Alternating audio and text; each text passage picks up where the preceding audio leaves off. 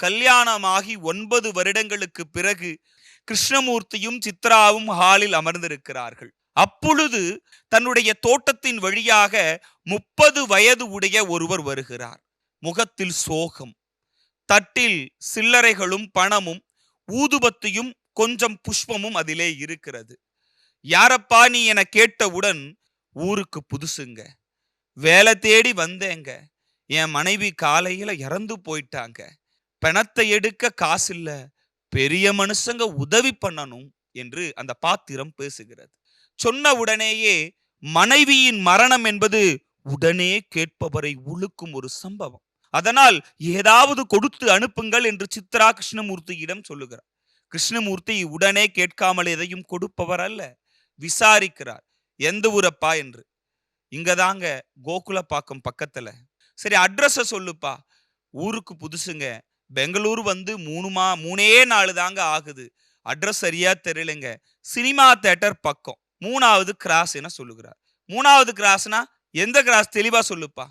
எங்க, என்னுடைய பொண்டாட்டி இறந்து போயிட்டா, உங்களால முடிஞ்சா உதவி பண்ணுங்க, இல்லைன்னா இல்லைன்னு சொல்லிடுங்க, நீ அட்ரஸ் சொல்லுப்பா, நான் உதவி பண்றேன் என்று சொல்லுங்க. அதற்கு சித்ரா சொல்கிறார், அவர் உண்மை சொல்றாரோ பொய் சொல்றாரோ, அவருக்கு ஏதாவது கொடுத்து அனுப்புங்களேன் என சொல்கிறார். அப்படியெல்லாம் இருக்கக்கூடாது, உண்மையா இருந்தாதான் கொடுக்கணும், நீ அட்ரஸ் சொல்லுப்பா அப்படின்னு கேட்ட உடனே அந்த 30 வயதான நபர் தன்னுடைய கண்களில் இருந்து கண்ணீர் வருகிறது, அழுகிறார். சரி சார், ஒன்னும் வேண்டாம், நான் கிளம்புறேன் என சொல்லிவிட்டு கடந்து போகிறார். உடனே அவரை கூப்பிடுங்க, போய் பாருங்க என சித்ரா சொல்லுகிறார். கிருஷ்ணமூர்த்தியும் வெளியே போய் பார்க்கிறான்.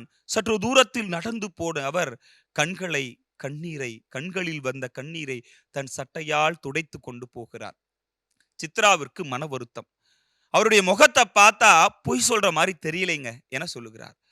உனக்கு என்ன தெரியும் சார், நான் ஏழை, ஏதாவது உதவி பண்ணுங்கன்னா ஏதோ 4-5 ரூபாயை நான் கொடுத்து அனுப்பியிருப்பேன்ல, அப்புறம் எதுக்கு மனைவி செத்து போயிட்டான்னு பொய் சொல்லணும் என பேசி கொண்டிருக்கிறார். சரி, சித்ராவும் குக்கர் விசில் வந்ததும் சமையலறைக்கு சென்று விட்டார். செய்தித்தாளை மடித்து வைத்து விட்டு சமையலறைக்குள் சென்று பார்க்கிறார். பார்க்கிற போது சித்ரா அழுது கொண்டிருக்கிறார்.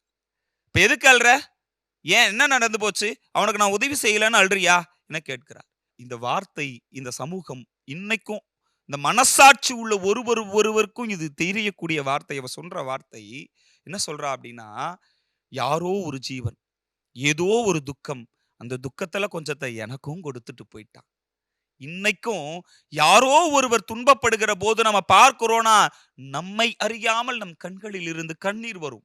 அப்படி கண்ணீர் வரும் பட்சத்தில் அந்த நிகழ்ச்சி உண்மையாக இருக்கும், அது நம் மனசாட்சிக்கு தெரியும்.